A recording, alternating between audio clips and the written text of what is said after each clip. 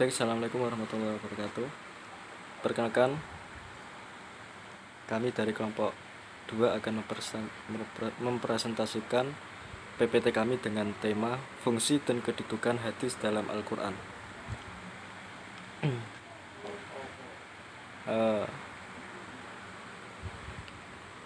Alhamdulillahirrahmanirrahim. Wabihi nasta'inu ala umuri dunya waddin.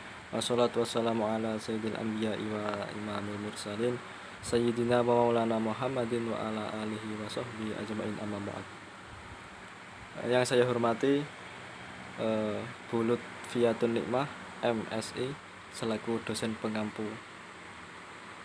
kami, dan yang saya hormati pula teman-teman kelas HES 3C. Pertama-tama marilah kita panjatkan puji syukur kehadirat Allah Subhanahu wa Ta'ala yang telah melimpahkan rahmat hidayahnya kepada kita semua sehingga kita dapat berkumpul dalam pembelajaran pada pagi hari ini dengan keadaan sehat walafiat. Kedua kalinya sholawat serta salam marilah kita sampaikan kepada junjungan kita Nabi Agung Muhammad SAW. Semoga kelak kita mendapatkan syafaatnya di hari kiamat nanti. Amin ya rabbal alamin.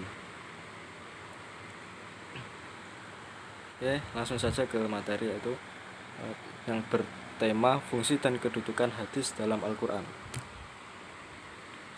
Fungsi hadis dalam Al-Quran. Al-Quran merupakan sumber ajaran yang bersifat umum dan global. Hal ini yang menyebabkan kemunculan hadis yang difungsikan sebagai sumber ajaran kedua. Yang kedua, kedudukan hadis dalam Al-Quran. Tidak jauh berbeda dengan fungsi hadis. Kedudukan hadis dalam Al-Quran juga sebagai sumber ajaran kedua yang tak lagi diperdebatkan karena Al-Quran sebagai landasannya. Oke, selanjutnya fungsi hadis. Yang pertama, bayan tafsir. Hadis ini menjelaskan maksud dari Al-Quran. Fungsi hadis adalah merinci hadis secara global atau bayan al-mujmal, membatasi ayat yang mutlak atau takyid al-mutlak, kemudian mengkhususkan ayat yang umum atau tahsis al-am, dan menjelaskan ayat yang dirasa rumit. Kemudian fungsi yang kedua yaitu bayan tasyri', yaitu yang pertama menjelaskan hukum yang tidak disinggung langsung dalam Al-Quran. Ya, bayan ini disebut juga dengan bayan Zaid al-Kitab al-Karim. Yang kedua yaitu bayan at-tasyri'. Bayan ini berfungsi menegakkan atau ketentuan hukum sebagai persoalan yang tidak dijelaskan dalam Al-Quran. Yang ketiga, bayan takrir. Bayan takrir atau sering juga disebut bayan takkid atau penegasan hukum. Dan bayan al-isbat. Bayan al-isbat merupakan fungsi hadis yang memperkokoh dan memperkuat pernyataan Al-Quran. Dalam hal ini, hadis ini hanya berfungsi untuk memperkokoh isi kandungan Al-Quran. Fungsi yang selanjutnya, yang keempat, yaitu bayan an-nasyh. Hadis ini berfungsi sebagai ketentuan yang akan datang berikutnya dan dapat menghapus ketentuan atau isi Al-Quran yang datang kemudian. Oke, selanjutnya bayan tafsir.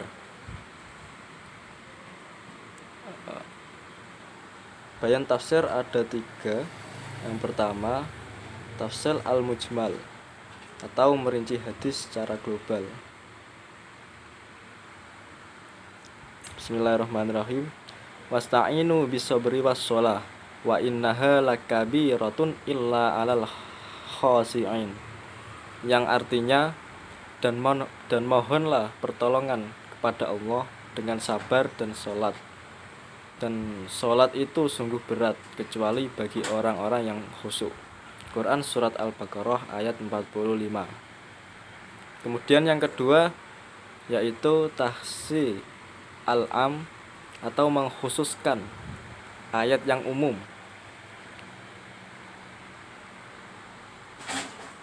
Bismillahirrahmanirrahim.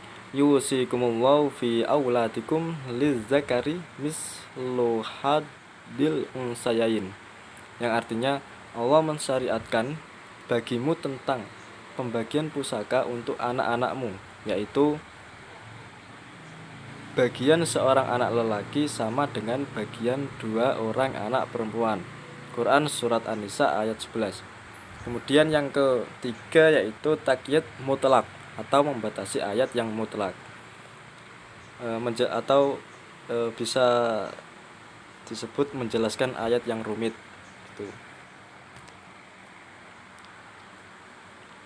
Selanjutnya yaitu kedudukan hadis yang akan disampaikan oleh saudara Rizal Alami. Waktu dan tempat saya persilahkan. Assalamualaikum warahmatullahi wabarakatuh. Baik, saya akan melanjutkan pembahasan selanjutnya yang tadinya fungsi hadis dalam Al-Quran. Yang selanjutnya yaitu kedudukan hadis dalam Al-Quran. Nah, di sini kedudukan hadis merupakan sumber ajaran kedua dalam Islam.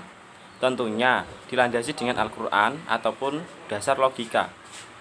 Hadis juga memiliki kedudukan tersendiri dalam sumber hukum Islam.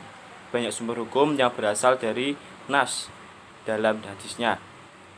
Namun tidak dirincikan dalam Al-Quran ataupun boleh juga tidak ditemukannya ayat yang membicarakannya secara tegas dalam Al-Quran. Nah, bagi umat Islam tersendiri, hadis itu sebagai kedudukannya, sebagai sumber utama yang merupakan sumber utama yang kedua. Yang pertama apa? Yang pertama yaitu Al-Quran, karena sebelum adanya hadis itu ada Al-Quran. Sebagai sumber yang kedua, sumber hukum yang kedua yang digunakan oleh kalangan umat Islam, maka hadis tentunya memiliki kedudukan tersendiri. Banyak dari sumber-sumber hukum yang berasal dari nas di dalam hadisnya. Nah, sudah diterangkan dalam PPT.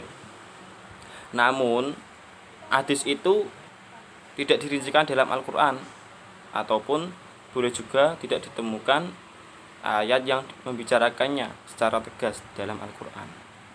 Nah, ini ada Imam Al-Suyuti dan Al-Qismi sepakat bahwa paling tidak ada 4 argumen rasional mengenai kedudukan hadis terhadap Al-Quran, yaitu yang pertama, Al-Quran harus lebih diutamakan lebih dahulu ketimbang hadis, karena Al-Quran itu bersifat qat'i dan hadis bersifat zonni.